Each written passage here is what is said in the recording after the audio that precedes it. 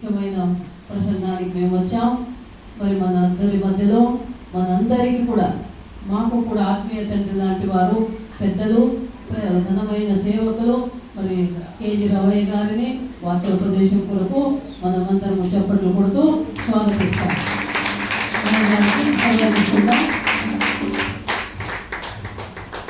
హల్లెలూయా హల్లెలూయా హల్లెలూయా. ఆకలిగా ఉన్నవారు, ఆకలి వేస్తున్నాను వారు స్తోత్రం, ఆకలి లేని వాడు స్తోత్రం. వందనాలు సార్. మాట్లాడరే యేసు వారు మరియం కథలో ఉన్నప్పుడు ఎలిజబెత్ వెళ్తే ఆ ఎలిజబెత్ వందనాలు చెప్తే లోమన్న పిండము చెప్పాలి. చాలా సంతోషం. 5-6 వరకు చెప్పాలని ఆశపడుతూ ఉంటారు. ఎందుకంటే దేవుని వాక్యం ఎలా ఉంటుందంటే తేనె కంటేను జుంటి తేనె తిన్నవాడు చేయొద్దని తింటారు చాలా మంది. జుంటే తేనె దారాలు జుంటే తిన్నారని అంతకంటే మధురమైనది మధురమైనది యేసు ప్రేమ.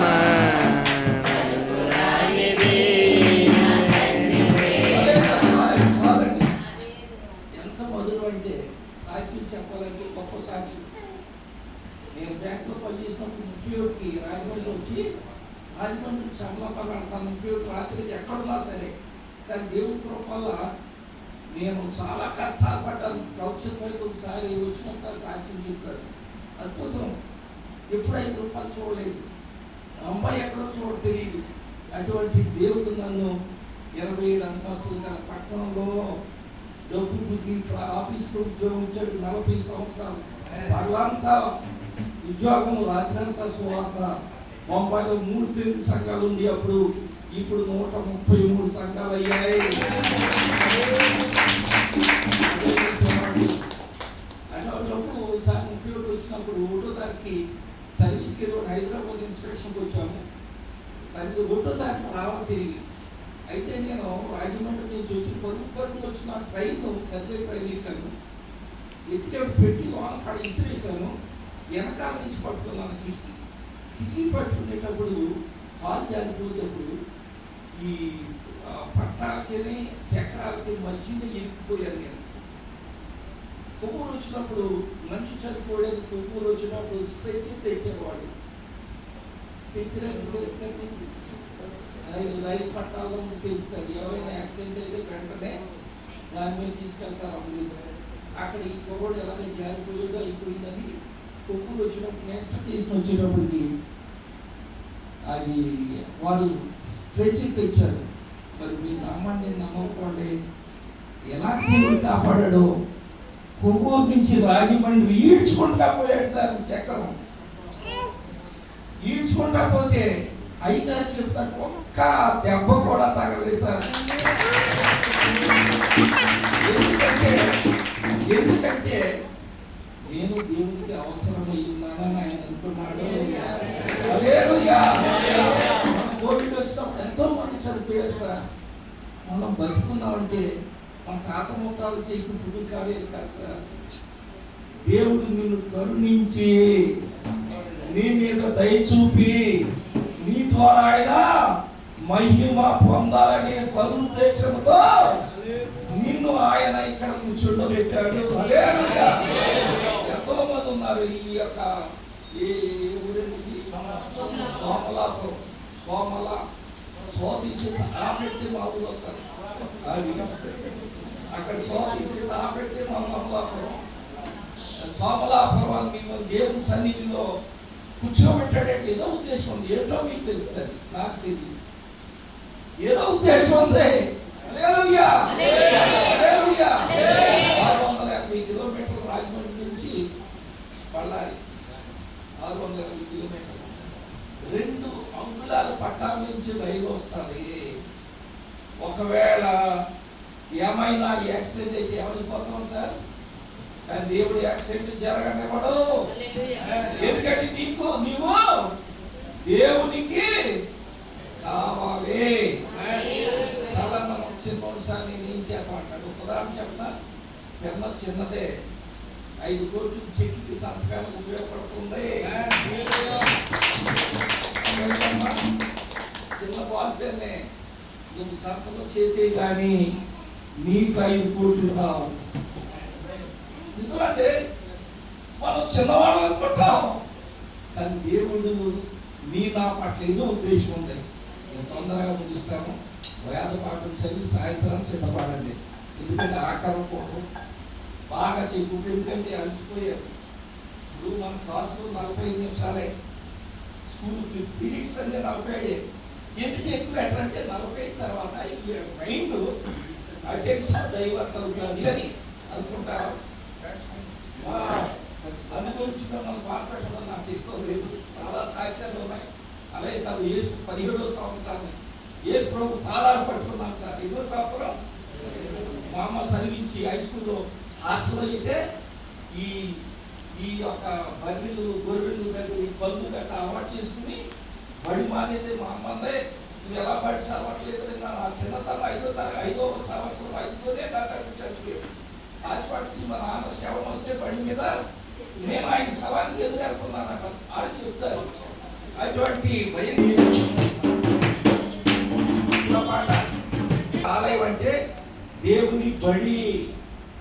ఎంత గొప్పగా ఎంతమంది తీర్థమా తీర్థ సమయం ఉన్నది. శాంతి సమాధానం ఆ శాంతి చెప్పమ్మా. సత్యము బోధించు దేవుని బడి. తర్వాత అది మమతలు అన్నీ దొరుకుతాయి. మందిరానికి రా, ప్రార్థన చేసుకో. 17వ తరగతి తర్వాత మా అమ్మ దూడ దగ్గర పాలేదారు పెట్టి సంవత్సరంన్నర దూడ కాశాను. తగ్గిపోయి కుమారుడు పుస్తకం ఇచ్చాడు. అది చదువుతూ వల్లకాటులో శ్మశానాల్లో పశువులు కాల్చుకునే టైంలో యేసు ప్రభు గారు నాతో మాట్లాడాడు. నువ్వు దోళ కాస్తావా, బడికి వెళ్తావా? అదే టైంలో అక్కడ ఉన్న పిల్లలు, క్షత్రియ బిడ్డలు వైట్ డ్రెస్ తోటి స్కూల్కి వెళ్తున్నారు. నేను అనుకున్నాను, అయ్యా నేను కూడా స్కూల్కి వెళ్తే ఈ బర్రెలు కాయవలసింది 10 సార్. వెంటనే బర్రెలు తీసుకెళ్ళి మా రైతులు కట్టేసి, అయ్యా రేపటి నుంచి నేను తోడు కదా అని అన్నాను. అప్పుడు సంతల్లో అమ్మేవారు బట్టలు, ఒక చొక్కాయిలో ఖరీదు 10 రూపాయలు. నేను చెప్పింది 50 సంవత్సరాలు 60 సంవత్సరాల క్రితం మాట. ఆ 10 సంవత్సరాలు ఆ చొక్కాయిలో కొనుక్కుని స్కూల్లో జాయిన్ అయితే 25 మార్కులకి 24 వస్తే మాస్టర్ 6 మార్కులకి తగ్గించారని వాడుతూ ఆయనను కూడా 80 వచ్చుకొని ఏడుతున్నారా. మీకు ఆ 6 మార్కే కాదు. నేను ఎందుకు విషయం చెప్తానంటే, కష్టపడి చేస్తే 4 పోసిన వాడు నీరు పోయాక మానడు. జాగ్రత్త. ఇది ఎక్స్పీరియన్స్ తో చెప్తున్నా. మాట్లాడి చొల్లు పొదుకోవద్దు, కల్పన కథలు కాదు సార్. అయ్యగారికి మాకు 10 సంవత్సరాల సహవాసం ఎలాగొచ్చిందంటే దేవుడు కలిపాడంటే మా ఊరంతా అడుగుతారు, ఏమంటే అయ్యగారికి మీకు ఎలా తెలిసిందండి? దేవుడు కలిపాడు సార్ అంటారు అంతే. ఏమంటే చాలా మంది చొప్పతోటి ప్రవేశం బైబిల్లో కూడా దేవుడు అన్ని చెట్లు పడి తినమన్నాడు, ఈ పడి తినొద్దు అన్నాడు అంటాడు ఒకడు. ఏమంటే దేవుడు ప్రశ్నించి హక్కు నీకుందా?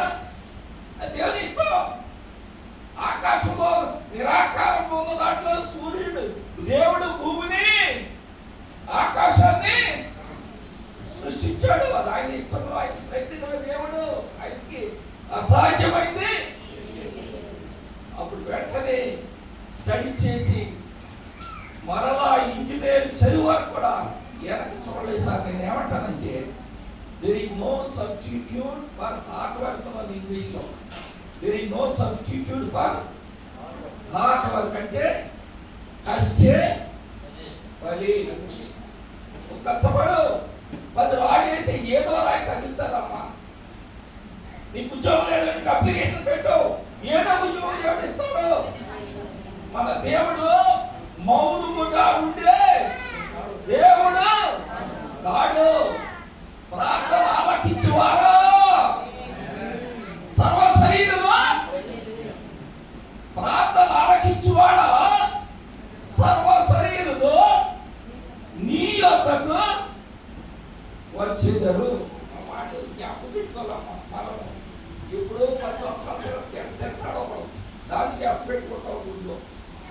ఎవరో 10 సంవత్సరాల క్రితం మాట అంటారు పక్క ఆవిడ, అది మాట గుండెలో పెట్టుకుంటాం. అది కదండి గుండెలో పెట్టుకోవాల్సింది దేవుని మాటలు. ఒక ఆయన అంటాడు, నువ్వు ఒంటరిగా ఉన్నావు అనుకో, యేసుతో మాట్లాడు అండి.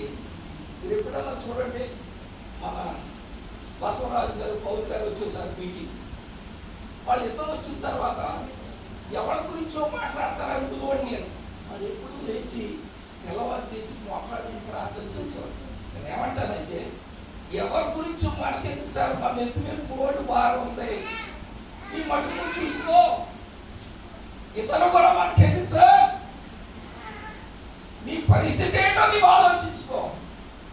ఈరోజు గొడవలు ఎక్కడ వస్తున్నాయంటే, లేనిపోని ఇప్పుడు దారి ఎత్తాడా సార్, ఒక రాయి తీసుకుని మురికి కొట్టులో వేస్తాడు, ఇసురుతాడు. మురికి ఎక్కడ పడుతుంది, ఎక్కడికి వస్తుంది మురుకు? ఇంకా 10 తిన్నగా పోకూడదా? హల్లెలూయా.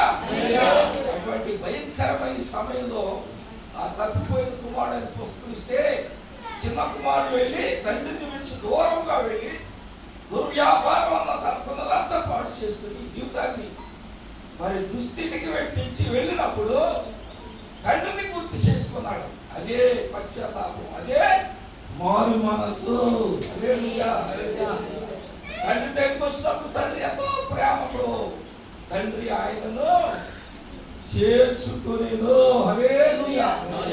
ఎంతటి పాపి అయినా సరే, ఎంతటి దుర్మార్గుడు అయినా సరే, దుర్మార్గురాలు అయినా సరే, నువ్వు ఎన్ని మందిరాలకు వెళ్ళినా, ఎన్ని పూజలు చేసినా, ఏది నీ ఫలితం లేకపోతే ప్రభు దగ్గరికి అయ్యా చేస్తావు. ఒక్క మాట, తండ్రి నేను ఎన్నో తిరిగాను, 12 సంవత్సరాల నుంచి బాధపడుతుంది, రక్తస్రావం కలిసి తనకున్నదంతా ఖర్చు పెట్టింది, డబ్బంతా ఖర్చు పెట్టింది, చూడని డాక్టర్ లేడు, ఎవరైనా చెప్తే అక్కడికి వెళ్ళింది, చివరికి ఏమి నయం కాలేదు. ఎవరో చెప్పు యేసు వస్తున్నాడు ఆ దారికి, వెంటనే బట్టలు సరైన బట్టలు లేవు, ఆ జనానికి వెళ్ళడానికి కూడా అది ధైర్యం లేదు. అయినప్పటికీ నేను తెగించి వెళ్ళిగా వెళ్ళి ఆయన వస్త్రపు చెంగును ముట్టిన వెంటనే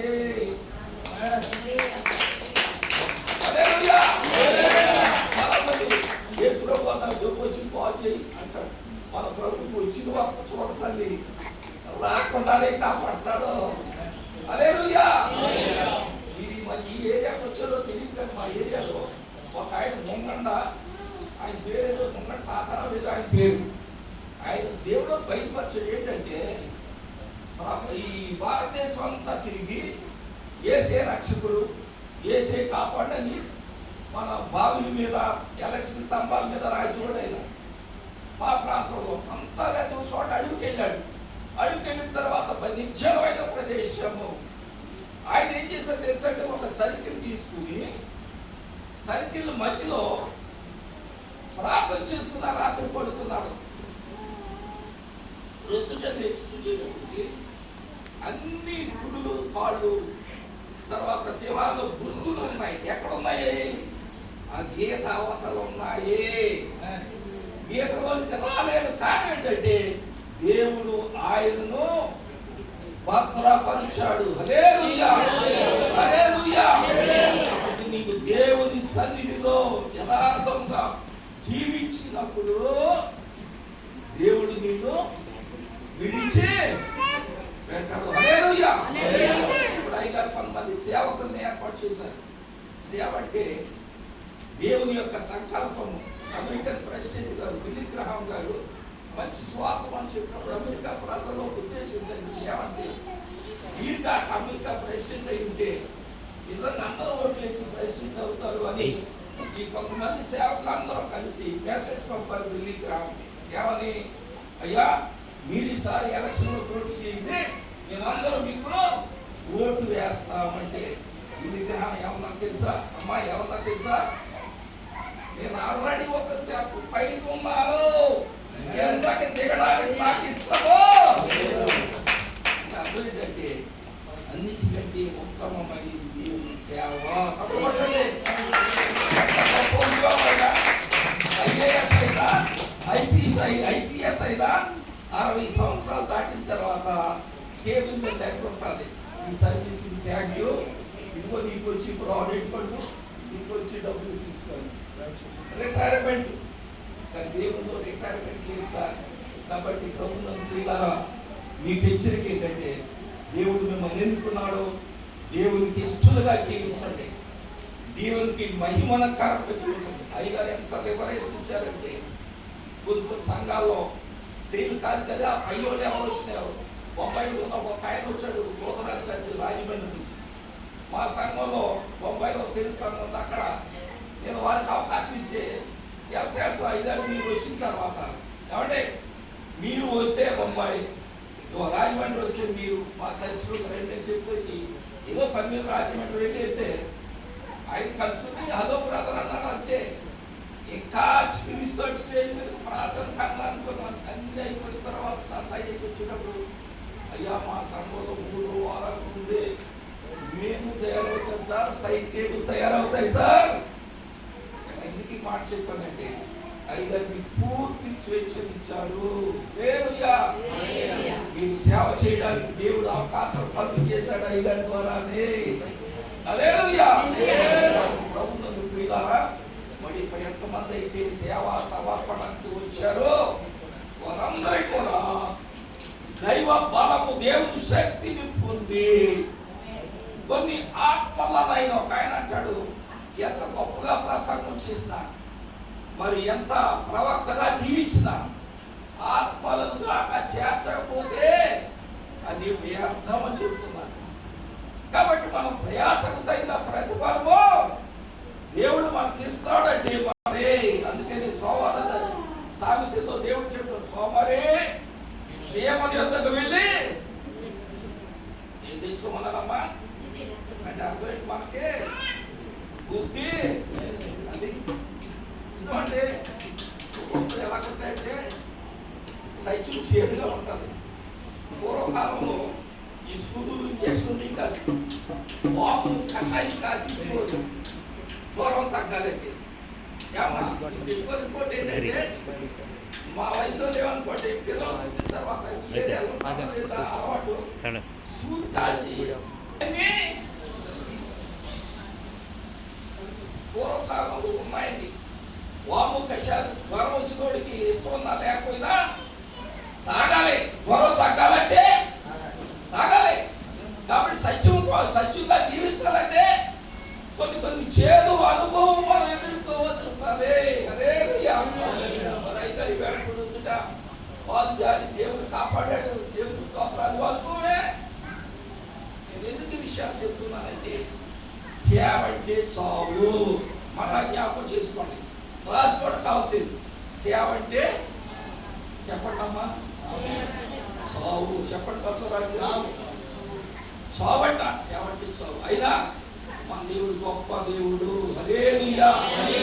మన దేవుడు ఎవరిని బాధ పెట్టే దేవుడు కాదు. నువ్వు ప్రార్థిస్తే దేవుడు వచ్చిన తర్వాత తగ్గించే దేవుడు కాదు. రాకమునిపే దేవుడు నిన్ను భద్రపరుస్తాడు, నీ చుట్టూ ప్రాకారం వేస్తాడు. నా బిడ్డ కాబట్టి నేను ఆమెకి ఏమి సమీపించకుండా, ఏ వ్యాధి రాకుండా కాపాడు. ఒకవేళ వచ్చినా దేవుడు నిన్ను స్వస్థపరుస్తాడు. హల్లెలూయా, హల్లెలూయా. ప్రభువునందు ప్రియులారా, ఈ బళ్ళారి జిల్లాలో అయ్యగారి ద్వారా ఏర్పాటు చేయబడ్డ ఈ యొక్క ఏజిఎం సంస్థ ద్వారా సేవా తర్ఫీదు పొందిన మీరు ప్రభువులో నిలకడగా స్థిరంగా ఉండండి. స్థిరంగా ఉండాలి. రూపాయి కాగితాలు ఉన్నాయనుకమ్మా, రూపాయి కాగితాలు మడతెట్టి ఎక్కడ పెడతాం? జేబు వేసుకుంటాం అమ్మా, జేబు వేసుకుంటాం లేదా? అదే టైంలో చిల్లర డబ్బులు ఎక్కడ పెడతాం? చిల్లర డబ్బులు కూడా జేబు చేస్తాం. కానీ చిల్లర ఏం చేస్తాను ఎక్కువ సౌండ్ చేస్తుంది. నేను ఎందుకు ఈ మాట చెప్పానంటే కాగితాలు నెమ్మదిగా ఉంటాయి, కానీ కాగితాలు విలువ ఎక్కువ. చిల్లర సౌండ్ ఎక్కువ చేస్తాయి. చిల్లరకి ఏమిటి? అహంభావం ఎక్కువ, అహంభావం ఎక్కువ. హల్లెలూయా. ప్రభువునందు ప్రియులారా, మరి నేను ఒక ప్యాసేజ్ చదివించి ముగిస్తాను. సాయంత్రం దాని గురించి చెప్పుకుందాం. కాబట్టి అహంభావం ఉండకూడదు, దీనులై ఉండాలి. మనల్ని మనం తగ్గించుకోవాలి. యేసు ప్రభువు సిలువ ముందు ఒక రాత్రి శిష్యులందరినీ పిలిచి అందరి యొక్క పాదములు కడిగి ఉన్నాడు. అంటే అర్థమేంటి? మీరు కూడా తగ్గించుకోవాలి. హల్లెలూయా, హల్లెలూయా. అదే తగ్గింపు స్వభావం కలిగి ఉండాలి. చూడండి, పరిశుద్ధ గ్రంథంలో ప్రకటన గ్రంథం రాత్రి ప్రభువా ఏమి చెప్పాలని నాకు తలంపు వచ్చినప్పుడు, ప్రార్థించినప్పుడు కాలేబు గారి గురించి చెప్పమన్నాడు. ఎందుకు చెప్పానంటే అక్కడ సంఘాన్ని చూసుకుంటున్నటువంటి బసవరాజు గారు కూడా కాలేబు అదే అవ్వాలని తప్పడు కొట్టండి. ఎప్పుడో ఉండగా కేవలం యెహోషువ కాలేబులు మాత్రమే. ఇప్పుడు ప్రభువా ఏమిటంటే సంఘ అభివృద్ధి కొరకు చెప్పమన్నారు.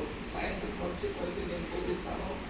ప్రకటన గ్రంథంలో 3వ అధ్యాయము 7, 8 చదువుతాడు. చదివి మన అయ్యగారికి అప్పు చెబుతాం. రెండు అయిపోయింది. ఫిలదెల్ఫియాలో ఉన్న సంఘము దూతకు ఇలాగు రాయుము. అది దావీదు తాళము చెవి కలిగి ఎవడను వేయలేకుండా తీయవాడును, ఎవడను తీయలేకుండా వేయవాడునైనా సత్య స్వరూపియకు పరిశుద్ధుడు చెప్పు సంగతులు ఏమనగా, నీ క్రియలు నేను ఎరుగుదును, నీకున్న శక్తి కొంచెమై ఉండినను నీవు నా వాక్యమును గైకొని నా నామము ఎరుగననలేదు. ఇదిగో తలుపు నీ ఎదుట తీసి ఇచ్చి ఉన్నాను, దానిని ఎవడను వేయలేరుడు. యూదులు కాకయే తాము యూదులమని అబద్ధమాడు సాతాను సమాజము వారిని రప్పించెదను.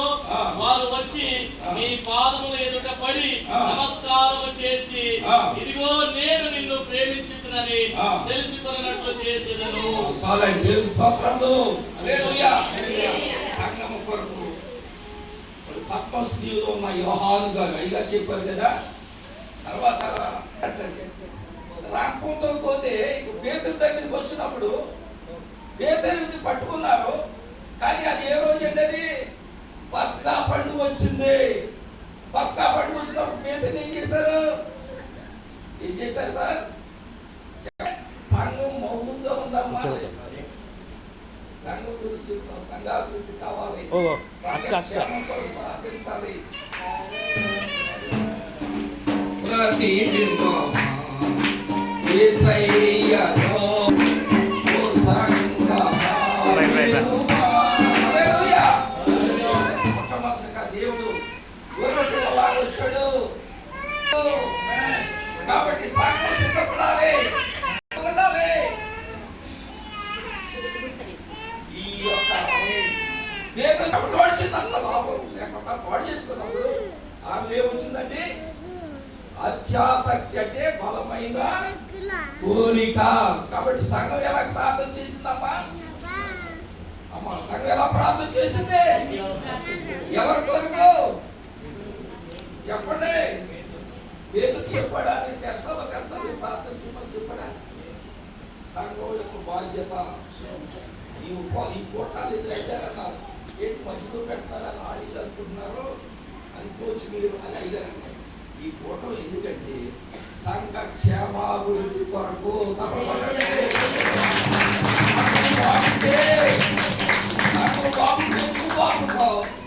బాగుంటే దేశం బాగుంటుంది.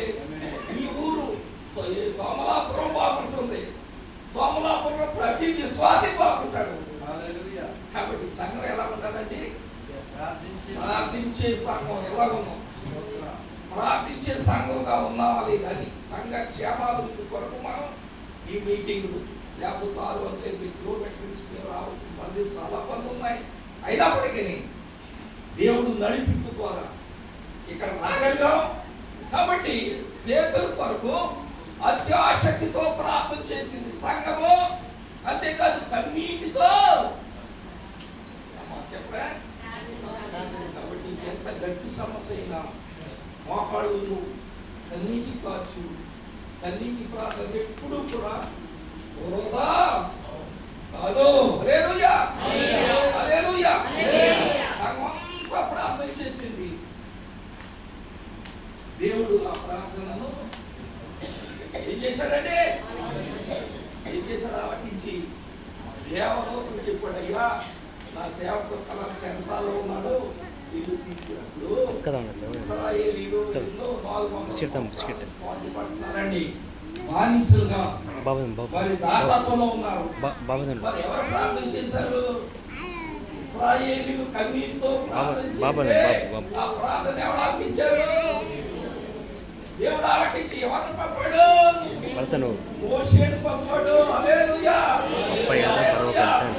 కన్నీటి ప్రార్థన ఎప్పటికీ వృధా కాదు తల్లి. ఆయన ఏదో మార్పు చేస్తాడు. నువ్వు కన్నీటి కాల్చి ప్రార్థన చెయ్యి. కాబట్టి ఈ సంఘము మొట్టమొదటిగా అత్యాసక్తి గల ప్రార్థించే సంఘంగా ఉండాలి. హల్లెలూయా. హల్లెలూయా. యేసు ప్రభు శిష్యులందరూ హతసాక్షులైపోయారు. అలాగే యోహాను కూడా ఎక్కడ పెట్టారండి? పద్మసు దీవుల్లో పెట్టి యోహాను గారు రాస్తున్నాడు 7 సంఘాలకి. రాసినప్పుడు సంఘం గురించి చెప్తున్నాడు. వండర్ఫుల్ సంఘం అది. ఆ సంఘం గురించి సాయంత్రం మనం మాట్లాడుకుందాము. అయితే మరి ఆ యొక్క సంఘము నానాటికి అభివృద్ధి చెందాలి అని ఎవరు రాశారండి? యోహాను. యోహాను అంటే ఎవరు? యోహాను అంటే ఆయన ఏమనుకోడండి? ఏమన్నా తెలుసండి? యేసు ప్రభువే సాక్షి చెప్పాడు ఆయన గురించి. ఏమని? స్త్రీలు కనిన వారిలో యోహాను అంటే గొప్పవాడు. తప్పడు.